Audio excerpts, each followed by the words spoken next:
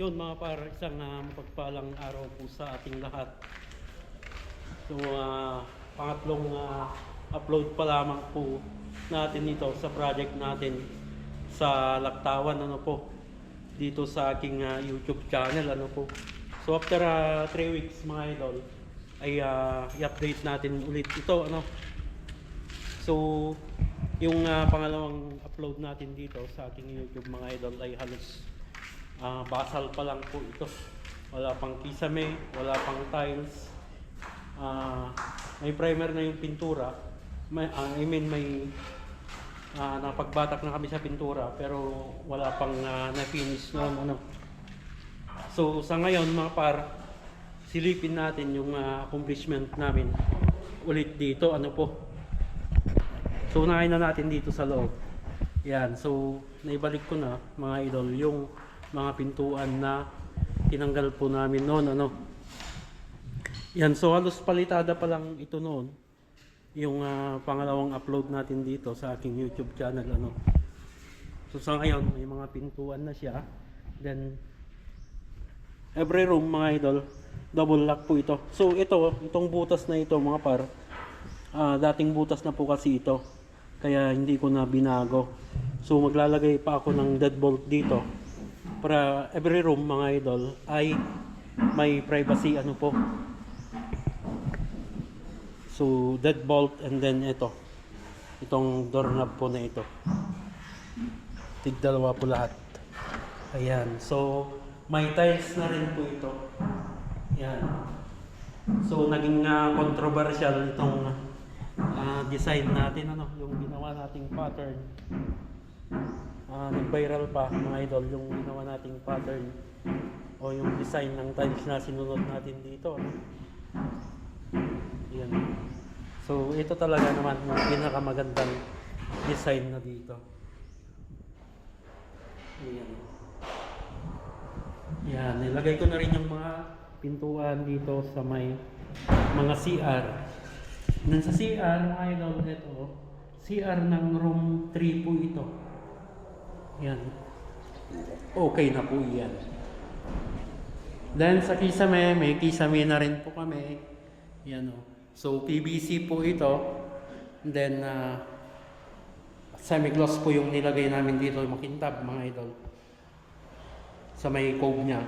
Then sa walling, ito naman po sa walling, tinge of gray po ito. Sa walling.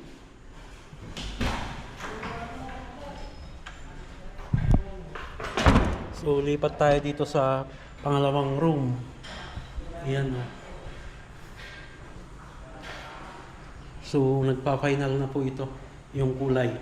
So hindi ko na ako nagpapapasok pa ng mga kasama natin dito sa mga room mga idol, bukod sa mga pintor, ano po.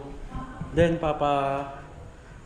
magpapalagay na rin ako ng analog dito sa mga na-finish nating bintana, ano po. Dito na sa mga part ng may na-finish lang. Ito naman po yung sa pangalawang CR. Ayan. So room 1 po ito. Ayan, may kisame na din po ito. Ayan, so lipat tayo sa master's bedroom.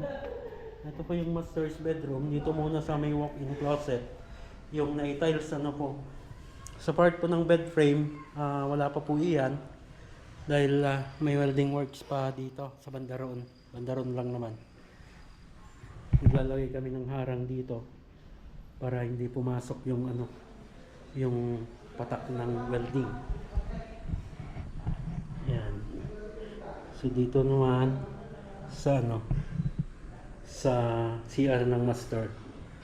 So nagga-grout na po, ano. Yan. Then dito sa may walk-in closet mga par, ito naman po. So nag-drop lang kami ng 2 inches dyan. Then nakamove kami ng konti para pag maglagay ng walk-in closet eh hindi na po tatamaan yung aming i-design pa dyan sa kisame. Then dito lang yung sa mga pin light nya. Pin light, then center light.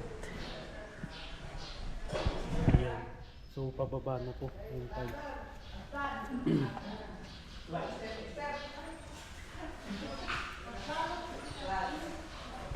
Then ito yung huli nating vlog dito mga idol ay nakakuan lang po ito, nakaporma pa noon, napormahan pa lang yung island, then napormahan pa lang yung mga lababo.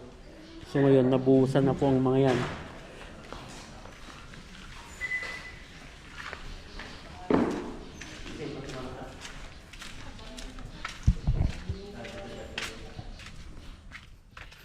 Then dito naman mga idol, yan o, so ongoing po ito. Yung sa trusses, natigil lang ng konti mga idol sapagkat may additional na pinagawa sila madam sa part doon.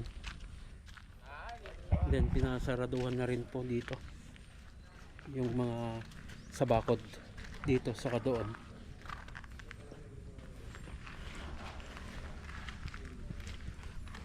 Yan o.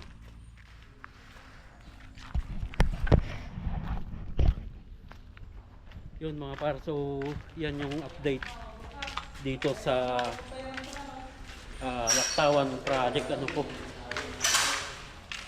So kung nais nyo pong nasubaybayan mga idol yung aming mga trabaho, pag-follow nyo po ako dito sa aking page, Marvin Kalitada King Construction Ideas. Ito po siya. Then ito naman po yung aking main profile, Marvin Gallego Calderon. So hanggang dyan mga idol, lagi tayong mag-ingat at God bless po sa ating lahat.